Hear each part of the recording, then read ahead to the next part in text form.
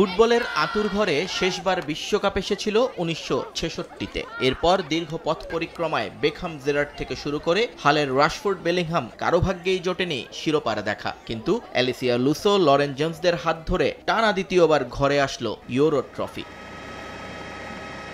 লন্ডনের south and বিমানবন্দরে দূর থেকেই দেখা যাচ্ছিল ফুটবলারদের বহনকারী বিশেষ বিমানটিকে। ইংলিশ ফুটবলের ব্যাচ সংবলিত নাইকির লাল লোগো আর হোম লেখা এই উড়ুক্কুযানে করেই সুইজারল্যান্ড থেকে দেশের মাটিতে পা রাখেন ইউরো চ্যাম্পিয়নরা। সেখানেই এক দফা ফটো সেশনে অংশ নেন সবাই। এরপর বিমানবন্দর থেকে তাদের প্রথম গন্তব্য 10 ডাউনিং স্ট্রিট। কিন্তু এত সহজে সেখানে যাওয়ার উপায় কই? ফুটবলারদের বাস ঘিরে তখন মানুষের কোলাহল। সবাই এক নজর দেখতে চান সিংহীদের। কিন্তু সংবর্ধনার তাড়াহুড়ায় সমর্থকদেরকেই উপেক্ষা করল এফএ। ফুটবলারদের আশেপাশে ভিড়তে দেওয়া হয়নি কাউকেই। তারপরও ইংল্যান্ডের পতাকা উড়িয়ে ফুটবলারদের চিয়ার করেছেন তারা।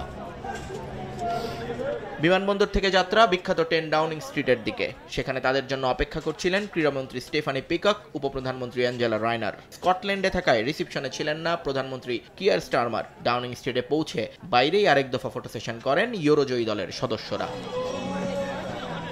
পরে সেখানে তাদের অভ্যর্থনা জানান উপপ্রধানমন্ত্রী। অনুষ্ঠানে যোগ দিতে না পারলেও টেলিফোনে সব ফুটবলারদের সঙ্গে কথা বলেন ব্রিটিশ প্রধানমন্ত্রী। অভিনন্দন জানানোর পাশাপাশি তিনি ভবিষ্যতের জন্য শুভকামনা জানান নারী ফুটবলারদের। আর নারীদের এই অর্জন ইংল্যান্ডের আগামীর জেনারেশনকে উদ্বুদ্ধ করবে বলে মন্তব্য করেন অ্যাঞ্জেলা রায়নার। আমাদের সিংহীরা দেশে ফিরেছে, তারাই আসল চ্যাম্পিয়ন। পরপর দুবার তারা এই শিরোপা জিতেছে, এটা অবিশ্বাস্য। তারা শুধুমাত্র একটা ট্রফি জেতেনি, এটা আমাদের আগামী জেনারেশনকে উদ্বুদ্ধ করবে। তারা এখন এদেশের মানুষের কাছে রোল মডেল। আমাদের সরকার নারীদের এই অর্জনে গর্বিত। আমরা কথা দিচ্ছি তাদের প্রতিটা অর্জনে আমরা এভাবেই উদযাপন করব।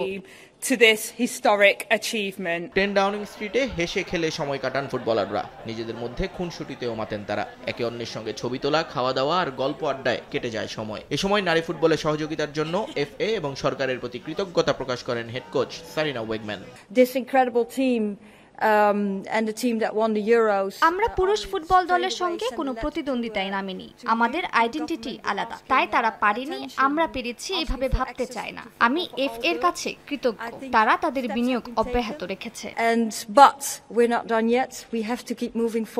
এখানেই শেষ হচ্ছে না নারী ইউরো চ্যাম্পিয়নদের আনন্দ যাত্রা। আজ সেন্ট্রাল লন্ডনে ট্রফি প্যারেডে অংশ নেবেন ফুটবলাররা। পরে বাকিংহাম প্যালেসের রাজকীয় সংবর্ধনার মধ্য দিয়ে শেষ হবে উৎসবের। নিয়ন মোহাইমিন, সময় সংবাদ।